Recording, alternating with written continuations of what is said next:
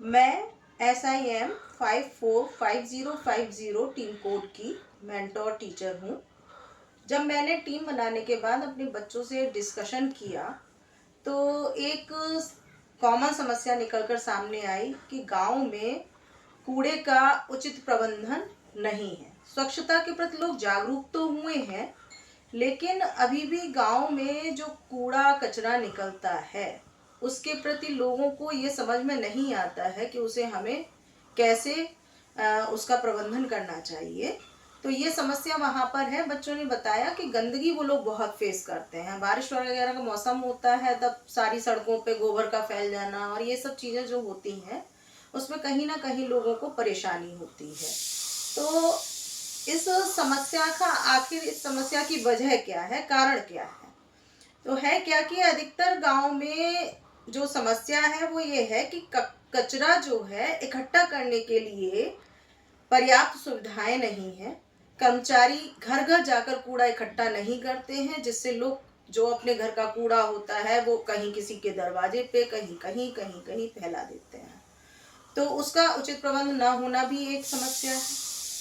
अब दूसरी चीज आती है कि हर घर में गांव में कहीं ना कहीं जानवर होता है।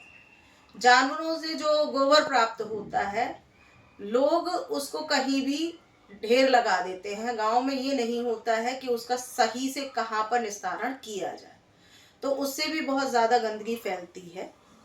दूसरी चीज, लोग ये तो जान गए हैं, डस्टबिन भी लग गए कि गीला कूड़ा अलग होना चाहिए, सूखा कूड़ा अलग होना चाहिए, लेकिन अब लोगों को अभी यही पहचान नहीं है कि आखिर गीला कूड़ा क्या होता है, सूखा कूड़ा क्या होता है। घर घर में आजकल इलेक्ट्रॉनिक गैजेट, प्लास्टिक की बॉटल्स, कोल्ड ड्रिंक्स, चिप्स, इन सब का यूज होने लगा, लेकिन लोग उसे खाते पीते हैं और कहीं भी फेंक देते हैं, जिससे बहुत सारा कूड़ा हर जगह इकट्ठा हो जाता है। अब रही बात कि एक पंचायत के स्तर पर एक काम हुआ कि सभी गांव में तो नहीं, लेकिन कुछ गांव में पंचायत के कचरा प्रबंधन के केंद्र तो बने, लेकिन वो अभी सही तरीके से काम नहीं कर रहे हैं, या तो वो शुरू ही नहीं हुए हैं। अगर शुरू हुए भी हैं तो नाम के लिए हैं, वो अपना कार्य सही से नहीं कर पा रहे हैं। अब जब समस्या है तो समाधान भी होगा, और समाधान हम और आपको ही अपने आप में से ढूंढने पड़ेंगे।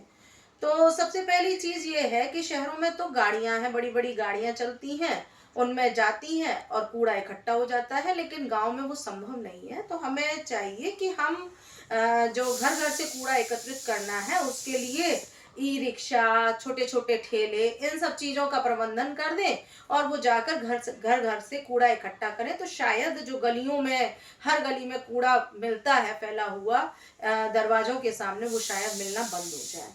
अब रही बात जैविक कचरा, जो जैविक कचरा है उसके लिए ऐसा होता है कि गांव में एक आपने गड्ढा खोद दिया, अब वहां जाकर आदमी उस चीज को डिस्पोज नहीं करता है। तो करना ये चाहिए कि हमें कुछ कुछ दूरी पर एक ही नहीं काफी सारे पिट्स बना देने चाहिए, जिससे लोग छोटी छोटी जगहों पर उसको डाल सके, और वहां से एक किसी भी संस्था को लगाना चाहिए जो वहां से उसको इकट्ठा कर सके। अच्छा, गीला सूखा कूड़ा, इसके प्रति लोगों को बताना चाहिए कि कैसा कूड़ा गीला होता है और कौन सा सूखा होता है, या हमारे किचन से जो निकलने वाला कूड़ा है उसको हम घर में ही कोई भी गड्ढा वगैरह बनाकर उसमें डिस्पोज करके उसकी खाद आदि बना सकते हैं।